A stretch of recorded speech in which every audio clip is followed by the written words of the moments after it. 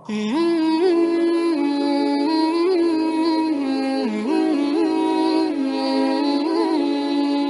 اللہ الرحمن الرحیم الحمد للہ رب العالمین والصلاة والسلام علی سید الانبیاء والمرسلین محمد وعلی آلہ وصحبہ اجمعین اما بعد فاعوذ باللہ من الشیطان الرجیم بسم اللہ الرحمن الرحیم والذین یبیتون لربهم سجدا وقیاما وقال اللہ تعالی فی موضع آخر تتجافى جنوبهم عن المضاجع يدعون ربهم خوفا وطمعا ومما رزقناهم ينفقون وقال النبي صلى الله عليه وسلم قالت عائشة رضي الله عنها كان رسول الله صلى الله عليه وسلم يجتهد في العشر الأواخر ما لا يجتهد في غيره وقال النبي صلى الله عليه وسلم إذا دخل العشر أحيا الليل وأيقظ أهله وجد وشد المئزر او كما قال رسول اللہ صلی اللہ علیہ وسلم۔ میرے محترم عزیزوں، بھائیوں، بزرگوں، رمضان کا مہینہ شروع بھی ہوا اور ختم ہونے کے قریب ہے، لیکن اللہ سے بار بار یہ دعائیں کرتے رہنا چاہیے کہ اللہ پاک ہمیں رمضان کا مہینہ بار بار عطا فرمائے۔ اور اب چونکہ رمضان کے آخر کے 10 دن کے ایام چل رہے ہیں، تو اللہ کے نبی رسول اللہ صلی اللہ علیہ وسلم کے احادیث کی روشنی میں اللہ کے نبی رسول اللہ صلی اللہ علیہ وسلم کا کیا عمل تھا آخری 10 دنوں کے اندر، تو اللہ کے نبی رسول اللہ صلی اللہ علیہ وسلم نے احادیث مبارکہ میں حضرات صحابہ کرام اور اللہ کے نبی کی بیویوں نے اللہ کے نبی کا عمل بتلایا ہے۔ آخر کے 10 دنوں کے اندر خاص طور پر اللہ کے نبی جن اعمال کا اہتمام کرتے تھے،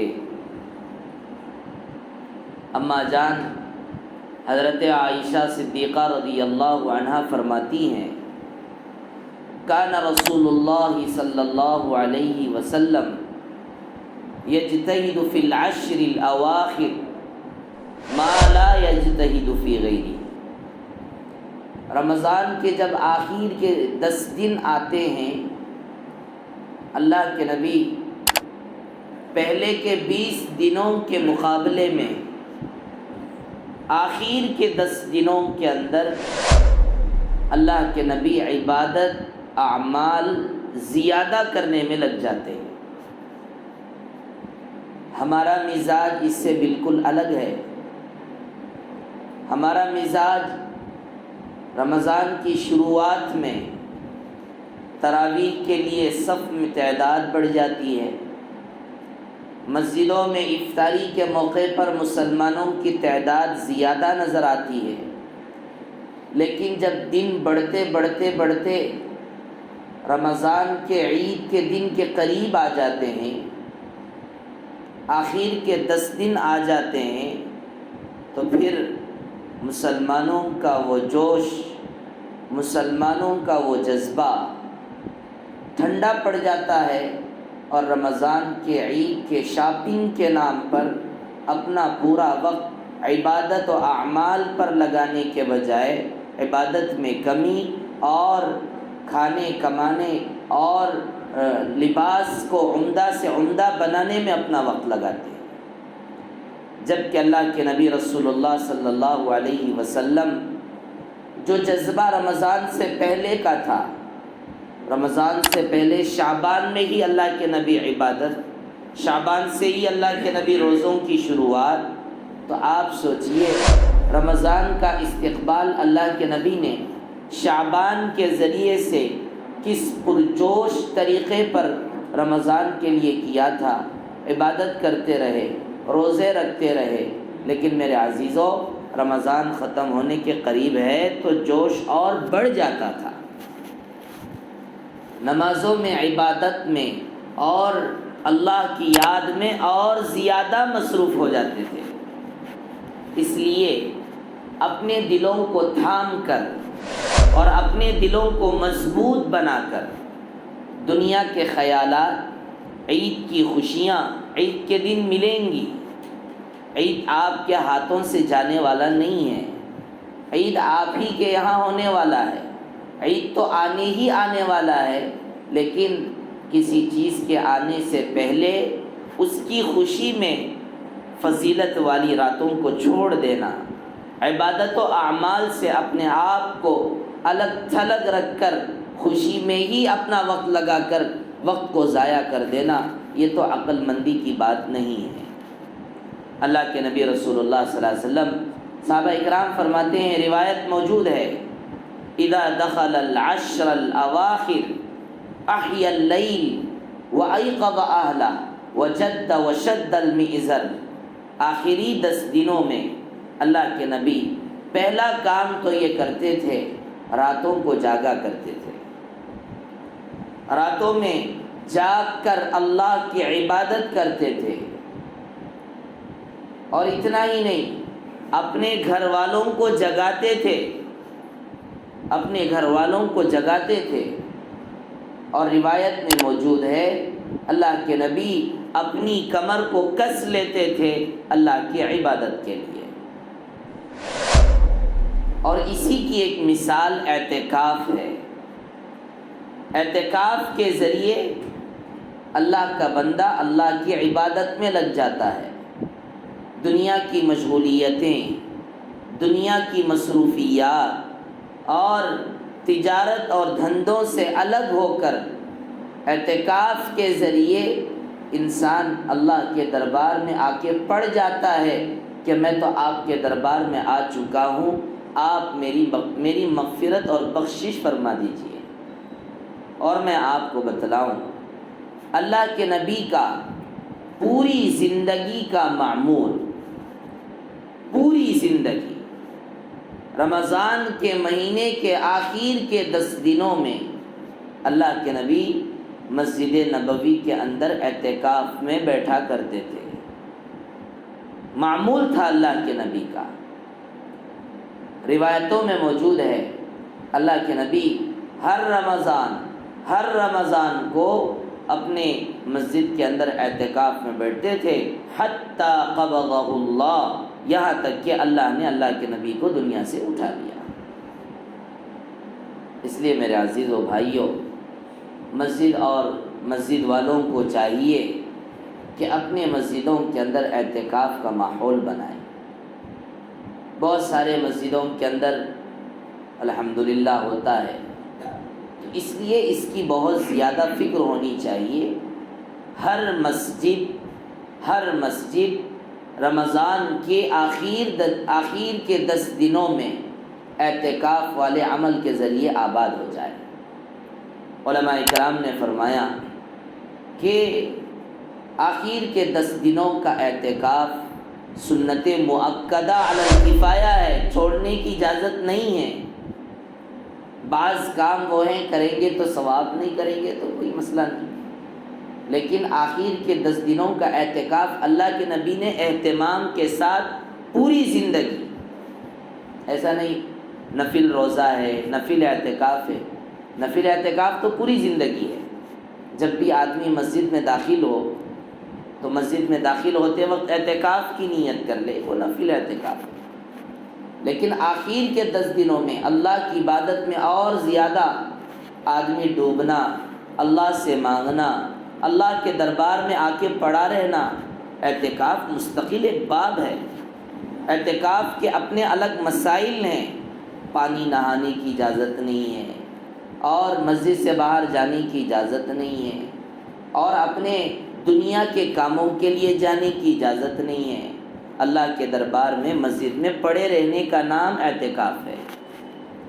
تو خیر میرے عزیز و بھائیوں، اس کا اہتمام کرنا چاہیے، اور آئندہ سے رمضان المبارک کے جب آخری 10 دن آتے ہیں، باقاعدہ اس کا پہلے سے مشورہ ہو کہ بھائی اس رمضان کون اعتکاف میں بیٹھیں گے، بوڑھے حضرات ہو، جوان ہو۔ رمضان کے مہینے میں اللہ کی عبادت کے لیے آدمی اپنے آپ کو الگ کر لے، یہ مزاج بنے ہمارا۔ اللہ معاف فرمائے، برائی نہیں ہے، لیکن مسلمانوں کی حالت اور بدعملیاں آنکھوں کے سامنے جب ہوتی ہے تو بتانا پڑتا ہے۔ اچھے اچھے دیندار لوگ، نمازی، نماز کی ہم تعریف کریں گے کہ بھائی آپ 5 وقت کی نماز پڑھتے ہیں، لیکن رمضان کا مہینہ آیا پھر بھی دکان بند نہیں اور کھانا وہی جاری ہے، چھپ چھپ کر بیٹھ کر کھانا کھا لیتے ہیں۔ جوان، جوانی، میرے عزیز و بھائیوں، ایسی چیزیں اسلام میں گنجائش نہیں ہے، اس میں کمپرومائز نہیں ہو سکتا ہے۔ آپ تہجد مت پڑھیے، اٹھا نہیں پاتا، جاگا نہیں پاتا، رات میں ہی پڑھ کے سو جاتا ہوں یا نہیں پڑھ لیتا ہوں، الگ بات ہے، لیکن اسلام کے جو 5 کام ہیں، 5 میں بھی صرف 3 کام، 2 کام تو مالداروں کے لیے ہے، زکوٰۃ اور حج، بقیہ 3 کام تو ہر مسلمان کے لیے لازمی اور ضروری ہے۔ ایک ہے ایمان، اللہ پر یقین، دوسرا 5 وقت کی نماز، تیسرا رمضان المبارک کے روزے۔ مسلمان کی پہچان ہی انہی چیزوں سے ہوتی ہے۔ رمضان کا مہینہ آیا، اللہ کہتے ہیں میرے لیے روزہ رکھ، میرے لیے بھوکا رہ، میں خود اس کا بدلہ دینے کے لیے تیار، لیکن اللہ کا بندہ اللہ کی بات ماننے کے لیے تیار ہے۔ میرے عزیز و بھائیوں، تو بہرحال اعتکاف والا عمل ہماری بھی غلطی ہے کہ ہم نے اس کی طرف پہلے توجہ دینی چاہیے تھی، تو اس لیے اعتکاف والے عمل کو زندہ کرنے کی فکر کریں۔ اور اس کے علاوہ اب چونکہ موقع اور ابھی بھی باقی ہے، طاق راتوں کے اندر جاگنے کا اہتمام، عبادت کا اہتمام، نوافل کا اہتمام، قرآن کریم کی تلاوتوں کے ذریعے اسلام کی پہچان سکون کے ذریعے سے ہے۔ کوئی واہ اور کوئی شور شرابہ اور پتہ نہیں آج دنیا کے اندر اسلام کو نوجوانوں نے کس طرح ایک غلط طریقے سے امت کے سامنے پیش کرنے کی کوشش کی۔ جاگنے کی راتیں، عبادت کی راتیں آتی ہیں، پہلی بات تو جاگنے کی رات نہیں ہے، عبادت کی راتیں ہیں۔ بائک ریسنگ ہوتی ہے، ہنگامے ہوتے ہیں، شور شرابہ ہوتا ہے، مزید اور گھر میں سونے والے لوگوں کو تکلیفیں دی جاتی ہیں، راستے کے حقوق کا خیال نہیں کیا جاتا ہے، یہ سب اسلام کا طریقہ نہیں ہے۔ ایسی راتوں میں تو اللہ کے نبی رسول اللہ صلی اللہ علیہ وسلم نے عبادت کرنے کی ترغیب دی ہے۔ عبادت کریں، روزانہ آپ 10 بجے سو جاتے تھے، 12 بجے سو جائیے، 1-2 گھنٹے عبادت کر لیجئے، 1-2 گھنٹے ایمان کے تذکرے، 1-2 گھنٹے اللہ کے نبی رسول اللہ صلی اللہ علیہ وسلم کے واقعات، آدمی اپنے اعمال کے اندر کچھ اضافہ کر لے۔ تو اللہ کے نبی رسول اللہ صلی اللہ علیہ وسلم آخری 10 دنوں کے اندر اعتکاف میں بیٹھتے تھے، اور بہت زیادہ عبادت جو پہلے 20 دنوں میں ہوتی تھی اس سے زیادہ عبادت آخر کے 10 دنوں میں ہوتی ہے۔ لہذا رمضان جب ختم ہونے کے قریب خوشی ہوتی ہے، خوشی ہونی چاہیے، لیکن خوشی کے نام پر عبادت میں کمی نہ ہو، خوشی کے نام پر اپنے اعمال میں کمی نہ ہو، خوشی کے نام پر تراویح سے اپنا جان چھڑانے کی فکر نہ کریں۔ پہلے سے آپ تراویح کا اہتمام کرتے ہیں تو اور زیادہ تراویح کا اہتمام۔ بڑے بڑے اللہ والوں کے یہاں رمضان کے مہینے میں مستقل قرآن ختم کیا جاتا ہے آخری 10 دنوں میں۔ ہمارے یہاں پورے رمضان میں ایک قرآن ختم بہت بڑی بات ہے، ورنہ عام نیک لوگوں کے یہاں اور جہاں پر اچھا ماحول ہوتا ہے ایک رمضان میں 3 قرآن تو کم از کم ہونی ہی چاہیے ختم۔ شروع کی 10 دنوں میں ایک قرآن، درمیانے 10 دنوں میں ایک قرآن، اور آخر کے 10 دنوں میں ایک قرآن۔ اس لیے میرے عزیز و بھائیوں، پہلا کام تو یہ ہے ان آخری 10 دنوں کے اندر عبادت زیادہ سے زیادہ کرنے کی فکر کرے۔ جو دھوکہ انسان کو شیطان دینے کی کوشش کرتا ہے وہ ہے عید کی خوشی۔ عید کی خوشی تو عید کے دن آپ کو مل جائے گی، لیکن خوشی تو اس وقت ملے گی جب آدمی اپنے آپ کو عبادت پہ لگا دے۔ جس کی زندگی 11 مہینے جیسی تھی، 12واں مہینہ رمضان کا مہینہ بھی ویسی رہی، اس کو کیا عید کی خوشیاں؟ لیس العید الذی لمن تفخر بالعود، عید اس آدمی کے لیے نہیں ہے کہ جس نے خوشیاں اور خوشبوئیں لگا کر اپنے آپ کو لباس کے ذریعے عمدہ سے عمدہ بنایا۔ انما العید الذی لمن تاب ولا یعود، عید تو ان لوگوں کے لیے ہے جنہوں نے اللہ کے دربار میں اپنے آپ کو پیش کر کے اللہ کے سامنے معافی مانگی، گناہوں سے توبہ کیا، اپنی زندگی کو سدھارنے کی عزم مصمم کی، اور اللہ کے حکموں کے موافق عبادات و اعمال اور تلاوت میں مشغول رہے۔ ان لوگوں کے لیے عید ہے۔ کیا کیا ہے کہ آپ کو عید کی خوشی دی جائے؟ تو اس لیے میرے عزیزو، عبادت زیادہ سے زیادہ اہتمام وہ خوب کرے، اور دل نہ چاہے تب بھی کرے۔ دل نہیں چاہے گا کوئی کام کرنے کے لیے، دل نہیں چاہے گا، دل نہیں چاہے گا۔ شیطان ہر وقت ہر انسان کے ساتھ لگا ہوا ہے، بلکہ اللہ پاک نے قرآن کے اندر تو یہ فرمایا وَكَذَلِكَ جَعَلْنَا لِكُلِّ نَبِيٍّ عَدُوًّا شَيَاطِينَ الْإِنسِ وَالْجِنِّ، انسان کے ساتھ تو شیطان لگا ہوا اپنی جگہ پر، نبیوں کے ساتھ اللہ پاک قرآن کے اندر فرماتے ہیں جنات میں سے ایک شیطان، انسانوں میں سے ایک شیطان ہر نبی کے ساتھ لگا ہوا ہے۔ شیطان کی اپنی ایڑی چوٹی کا زور ہے۔ اللہ سے اس نے وعدہ کر کے آیا کہ میں لوگوں کو گمراہ کروں گا، لَأُغْوِيَنَّهُمْ مِنْ بَيْنِ أَيْدِيهِمْ وَعَنْ خَلْفِهِمْ وَعَنْ أَيْمَانِهِمْ فَلَا تَجِدُ أَكْثَرَهُمْ شَاكِرِينَ۔ تو اس لیے میرے عزیزو، رمضان کا مہینہ تجارت، دھندے اور مشغولیتیں یہ سب بازو میں رکھیے، اس میں کمپرومائز نہیں ہے۔ ایسا نہیں ہے کہ اللہ تبارک و تعالیٰ رمضان کے مہینے میں آپ تجارت بند کر دیں گے تو اللہ آپ کو بھوکا رکھیں گے۔ ہر آدمی آرام کی زندگی گزار رہا ہے، ہر آدمی کے پاس بینک بیلنس ہے۔ کوئی ہو ایسا کوئی غریب کہ جس کا جینا ہی ایسا چلتا ہو، بغیر محنت کیے گھر کا چلنا مشکل ہے، تو اس کا مسئلہ الگ ہے۔ اس لیے میرے عزیزو، رمضان کے جو آخری 10 دن گزر رہے ہیں، پہلا کام تو یہ ہے کہ عبادت میں اور اضافہ ہو جائے۔ دوسرا کام یہ ہے اللہ کے لیے غریبوں اور یتیموں اور اللہ کے راستے میں اپنے مالوں کو خرچ کرنے میں زیادہ سے زیادہ حصہ لینے کی فکر کرے۔ صدقۃ الفطر کے دینے کا اہتمام۔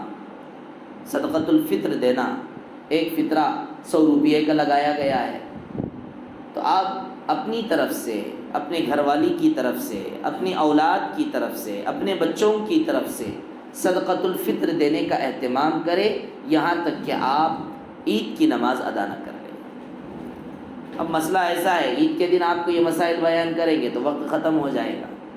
ابھی سے آپ کو تیاری کرنی ہوگی، ایک ہر فرد کی طرف سے، گھر کی طرف سے ایک 100 روپیے۔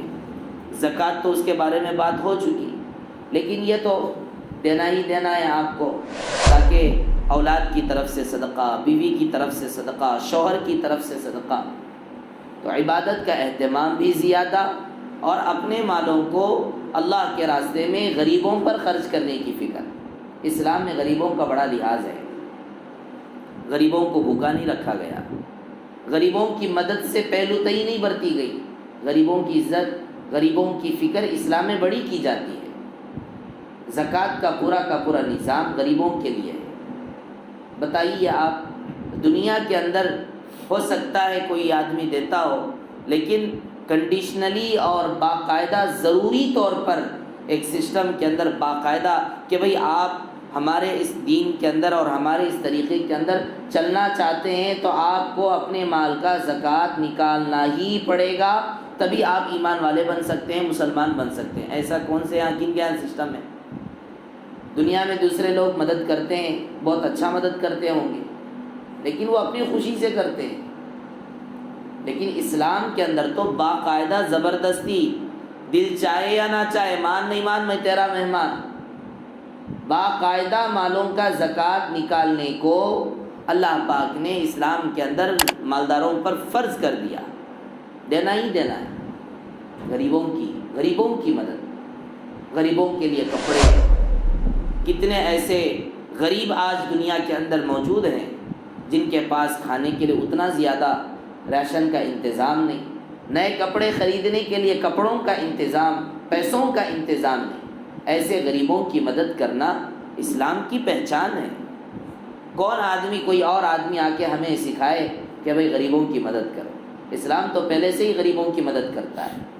اَرَأَيْتَ الَّذِي يُكَذِّبُ بِالدِّينِ فَذَلِكَ الَّذِي يَدُعُّ الْيَتِيمَ وَلَا يَحُضُّ عَلَى طَعَامِ الْمِسْكِينِ۔ اللہ پاک نے بے ایمان والے لوگوں کی جو صفات قرآن کے اندر بیان فرمائی، اللہ پر یقین نہیں کرتے ہیں، ان کا کام ہے یتیموں پر اپنے مالوں کو خرچ کرنے سے روکنا۔ وَلَا يَحُضُّ عَلَى طَعَامِ الْمِسْكِينِ، جو اللہ پر یقین نہیں کرتے ہیں، آخرت کے دن پر یقین نہیں کرتے ہیں، یہ لوگ تو مسکینوں کو کھلانے سے لوگوں کو ابھارتے ہی نہیں ہیں، مسکینوں کو کھلانے کی دعوت دیتے ہی نہیں ہیں۔ اللہ پر یقین کرنے والا، آخرت سے تعلق رکھنے والا انسان تو یہ کہے گا ارے بھائی غریبوں کی مدد کر لے، تیرا آخرت کا مسئلہ آسان ہو جائے گا، غریبوں کی مدد کر لے، اللہ تجھ سے راضی ہو جائیں گے۔ ایمان والے کی پہچان غریبوں کی مدد سے، غریبوں کی مدد۔ بے ایمان والا غریبوں کی مدد نہیں کرے گا، وہ تو مال کے نشے میں جیے گا، مال کے غرور میں جیے گا، مال کے تکبر اور فخر میں جیے گا، اور یہ سمجھے گا کہ مال میرا ہے، میں غریبوں کو کیوں دوں۔ اس لیے میرے عزیز و بھائیوں، غریبوں پر اپنا مال خرچ کرنے کی فکر کریں، زیادہ سے زیادہ سخاوت کا مزاج اپنے اندر پیدا کریں۔ اسلام نے ہر مسلمان اور ہر انسان کو سخی بننے کی دعوت دی ہے، خرچ کرنے کا مزاج ہو۔ ایسا بھی نہیں کہ اسلام بے ڈھنگا ہے، اللہ تعالیٰ جانتے ہیں، اللہ کا نظام اللہ کو معلوم ہے۔ اللہ نے دونوں چیزیں بیان فرمائی، وَلَا تَنْسَ نَصِيبَكَ مِنَ الدُّنْيَا وَأَحْسِنْ كَمَا أَحْسَنَ اللَّهُ إِلَيْكَ۔ ایسا نہیں کہ خرچ کرنے پہ چلا گیا اور اپنے بیوی بچوں کو بھوکا رکھ کر روڈوں کے حوالے اور دوسروں کے سامنے دست سوال دراز کرنے والے جیسے بنا دیا، ایسا بھی نہیں ہے۔ اپنے گھر والے، اپنی اولاد، اپنا گھر دار، ان کے لیے انتظامات کرتے ہوئے غریبوں کی فکر کریں، دنیا کے لیے اپنا حصہ نہ بھولیں۔ اللہ پاک نے قرآن کے اندر بیان کر دیا۔ اس لیے میرے عزیز و بھائیوں، اپنا صدقۃ الفطر ہر آدمی کی طرف سے 100 روپیے، 100 روپیے، ہر آدمی اپنے پورا گھر میں جتنے افراد ہیں۔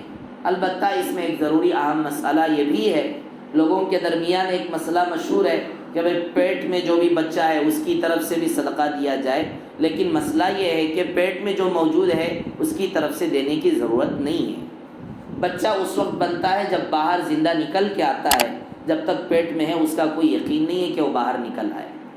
اس لیے علماء کرام نے جنین کے مسائل کو بھی بیان فرمایا۔ جنین کہتے ہیں پیٹ میں موجود رہنے والے بچے کو جنین کہا جاتا، جنین ولد کے حکم میں نہیں ہے، لہذا آپ اپنے گھر والے جو بچے زندہ ہیں الحمدللہ پیدا ہو چکے ہیں، ان کی طرف سے باقاعدہ صدقۃ الفطر دینے کا اہتمام کریں۔ غریبوں کو تلاش کریں، رشتہ داروں میں غریب رہ سکتے ہیں، پڑوس میں غریب رہ سکتے ہیں، بہت سارے پڑوسی غریب ہیں، ان کو دینے کا اہتمام کریں، چاہے آپ مسلمانوں کو دیں یا غریبوں کو دیں۔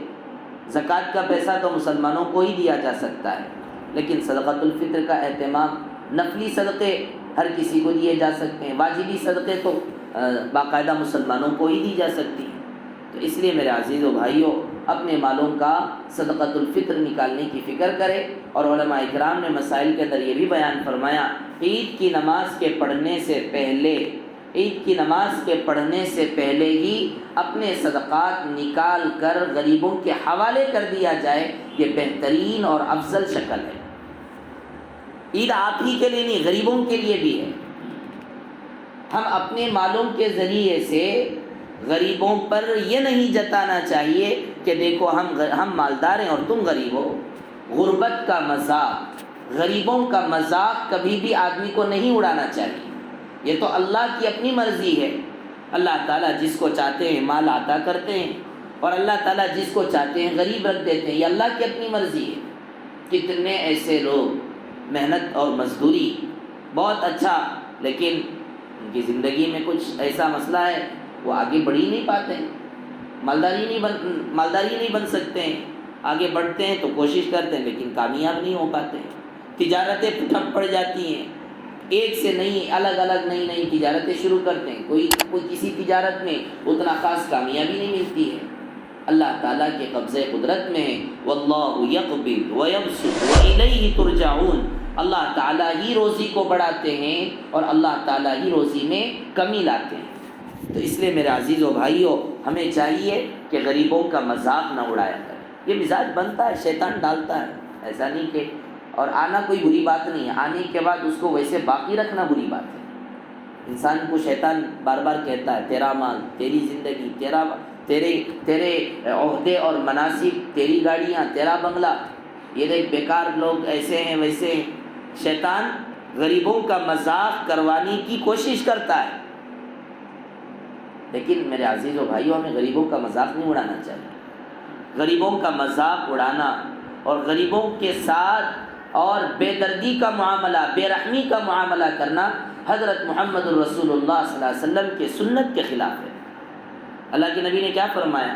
نبی کی زندگی دیکھیے، اللہ کے نبی تو یہ دعا کرتے تھے، اللہم اجعلنی مسکینہ اور واحشرنی فی زمرۃ المساکین، اللہم احیینی مسکینہ وامیتنی مسکینہ واحشرنی فی زمرۃ المساکین، اے اللہ مجھے غریب اور مسکین بنا کر زندہ کیجیے، مجھے غریب اور مسکین بنا کر موت دیجیے، اور مجھے مسکینوں اور غریبوں کی جماعت میں قیامت کے دن اٹھائیے۔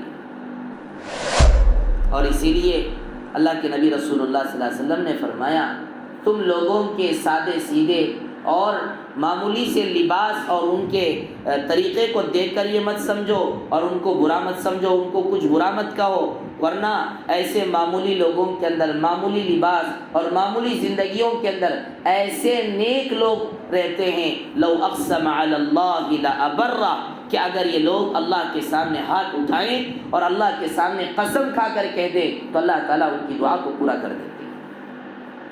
اور ایک حدیث میں اللہ کے نبی رسول اللہ صلی اللہ علیہ وسلم نے فرمایا، تنصرون وترزقون الا بضعفائکم، مالداروں کو روزی ملتی ہے غریبوں کی وجہ سے، مالداروں کو رزق دیا جاتا ہے کمزوروں کی وجہ سے۔ اگر دنیا میں غریب زندہ ہیں تو مالدار زندہ ہے، اور اگر دنیا میں غریب زندہ نہیں ہے تو مالدار کی زندگی کی کوئی شکل نہیں ہے۔ کس کے پاس دکھائے گا جا کر اپنا مال؟ سب مالدار ہیں بھائی، کوئی غریب نہیں ہے، ہر ایک کے پاس بنگلے ہیں، ہر ایک کے پاس گاڑیاں ہیں، ہر آدمی پیسے والا، تو کام کون کرے گا؟ ہر آدمی 2-2 لاکھ 3-3 لاکھ 5-5 لاکھ کمانے والا، ہر آدمی مالدار، عہدے دار۔ تو آپ غربت کا کیا تصور کریں گے دنیا میں؟ غریب کسے کہتے ہیں؟ مالدار کی پہچان ہوتی ہے غریب سے، مالدار اپنے مال پر فخر کرتا ہی ہے غریب سے۔ اسی لیے اللہ کے نبی رسول اللہ صلی اللہ علیہ وسلم نے فرمایا، مالداروں کو اپنے مال پر فخر نہیں، یہ سمجھنا چاہیے کہ تمہیں جو روزی مل رہی ہے ان غریبوں کی وجہ سے مل رہی ہے۔ اس لیے ہمیں چاہیے غریبوں کا مذاق نہ اڑایا کریں، اپنے دلوں کو پاک و صاف رکھیں اور یہ سمجھے کہ یہ اللہ کا اپنا تکوینی نظام ہے، اللہ نے مجھے مالدار بنا دیا، اس کو غریب بنا دیا، یہ اللہ کی اپنی مرضی ہے۔ اگر میں مالدار بنا ہوں تو میرے ساتھ حساب لگا ہوا ہے، حساب لگا ہوا ہے۔ غریب کو تو کوئی حساب ہی نہیں ہے، غریب کو بغیر حساب کی بہت آسانی کے ساتھ جنت میں داخلہ مل جائے گا، سیٹ مل جائے گی اس کو بہت آسانی کے ساتھ۔ آج دنیا کے اندر سیٹوں کا بڑا مسئلہ، چاہے وہ پالیٹکس کے اندر ہو، ایجوکیشن کے اندر ہو، یا کسی بھی تجارتی کمپنیوں کے اندر ہو، اچھا رینک اور اچھی سیٹ ملنا، بغیر محنت کے ملنا، آسانی کے ساتھ مل جانا، پیسہ دے دو اور سیٹ مل جائے گی۔ میرے عزیزوں، بغیر کسی حساب اور کتاب، بغیر ایگزام کے تو غریب لوگ جنت میں جائیں گے۔ حدیثوں میں موجود ہے 500 سال 200 سال پہلے مالداروں سے پہلے غریب پہلے جنت میں چلے جائیں گے۔ مالداروں کے ساتھ، مال والوں کے ساتھ اللہ کا حساب لگا ہوا ہے۔ حساب اگر اللہ تعالیٰ پوچھنا شروع کر دیں، اماں جان فرماتی ہیں اللہ کے نبی رسول اللہ صلی اللہ علیہ وسلم سے کہ اللہ کے نبی، کیا اللہ تعالیٰ آپ کو بھی اپنی رحمت اور فضل سے جنت میں داخل کریں گے؟ اللہ کے نبی نے کہا کہ ہاں، الا ان یتغمدنی اللہ برحمہ، جب تک اللہ کی رحمت اور اللہ کا فضل میرے اوپر نہیں ہوگا میں بھی جنت میں آسانی سے نہیں جا سکتا۔ اور آگے اللہ کے نبی نے فرمایا من نوقش الحساب عذب، اے عائشہ یاد رکھنا اگر اللہ تعالیٰ کسی کا حساب لینے پہ آ جائے تو وہ تو ہلاک ہو گیا۔ ابو الدرداء رضی اللہ عنہ فرماتے ہیں مالدار اور غریب کے درمیان فرق یہ ہے، مال والا اپنا مال سمجھ کر، اپنی گاڑی سمجھ کر چلتا ہے اور غریب دیکھ کر گزار لیتا ہے۔ فرق یہ ہے کہ وہ اپنے نام کا رجسٹرڈ نمبر نہیں آتا، اپنے نام کا باقاعدہ کاغذات پر اپنے نام کا کوئی خاص گھر تک نہیں آتا، گاڑیاں تک نہیں آتا، لیکن یہ بھی تو دیکھ لیتا ہے۔ دنیا کی جنت اگر آپ مان بھی لیں، دنیا کی جنت تو ہے نہیں، مان بھی لیا جائے کہ بھئی یہ ساری چیزیں فلاں، غریب بھی تو آنکھوں سے دیکھ لیتا ہے، اس کی بھی آنکھوں کی لذت پوری ہو جاتی ہے۔ 15 لاکھ 25 لاکھ کی گاڑیاں آنکھوں سے آدمی دیکھ لیا، ختم۔ جس کے پیچھے مالدار نے تو اپنی پوری زندگی لگا دی اور غریب نے ایک سیکنڈ کے اندر آنکھ کے ذریعے اس کو دیکھ کر اس سے فائدہ اٹھا لیا۔ حضرت ابو الدرداء فرماتے تھے۔ تو اس لیے میرے عزیزو بھائیو، یہ تو اللہ کا اپنا نظام ہے۔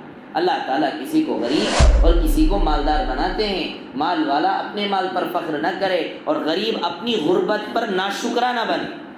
ارے مجھے غریب بنا دیا، میں ناشکرا ہو جاؤں، اللہ نے مجھے کیا دیا؟ وہ واقعہ ہے نا موسیٰ علیہ السلام کا، کچھ بھی نہیں دیا میرے کو، ایسا نہ ہو۔ اللہ کا اپنا نظام ہے، شکر گزار بندے بن کر جینا، جتنا اللہ نے جس حالت میں رکھا اس پر آدمی راضی رہے۔ شاکر بن کر، شکر گزار بندہ بن کر جینا، یہ اللہ کے نبی رسول اللہ صلی اللہ علیہ وسلم کی پہچان ہے۔ تو بہرحال میرے عزیز و بھائیو، آخری 10 دن گزر رہے ہیں، اللہ کا لاکھ لاکھ شکر ہے، اس لیے زیادہ سے زیادہ اہتمام کریں، طاق راتوں کے اندر جاگنے کا اہتمام، شب قدر کی تلاش، شب قدر کی رات آنے والی ہے، 1000 مہینوں سے بھی زیادہ اس میں عبادت کا فضیلت اللہ نے اپنے پاک کلام کے اندر بیان فرمایا ہے، اس لیے عبادت زیادہ سے زیادہ کریں۔ نفلی اعتکاف بھی آپ رہنا چاہتے ہیں تو بہت رہ سکتے ہیں، کوئی مسئلہ نہیں، آرام سے رہ سکتے ہیں۔ اور اس کے علاوہ غریبوں کی مدد اس نیت کے ساتھ کہ بھئی یہ ہمارا ان پر حق ہے کہ ہم اپنے مالوں کے ذریعے غریبوں کی مدد کریں، نہ کہ ہم بطور فخر کے ان کی مدد کریں۔ اس طرح جو ہے 2 کام، عبادت کا زیادہ اہتمام اور غریبوں کی مدد ان 10 دنوں کے اندر کریں۔ انشاءاللہ اللہ تعالیٰ سے امید ہے اللہ تعالیٰ ہمیں جہنم سے چھٹکارا دلا کر جنت میں داخل کریں گے اور آخرت میں اللہ ہمیں کامیاب کریں گے۔ اللہ تعالیٰ ہم تمام کی ان تمام باتوں پر عمل کی توفیق عطا فرمائے۔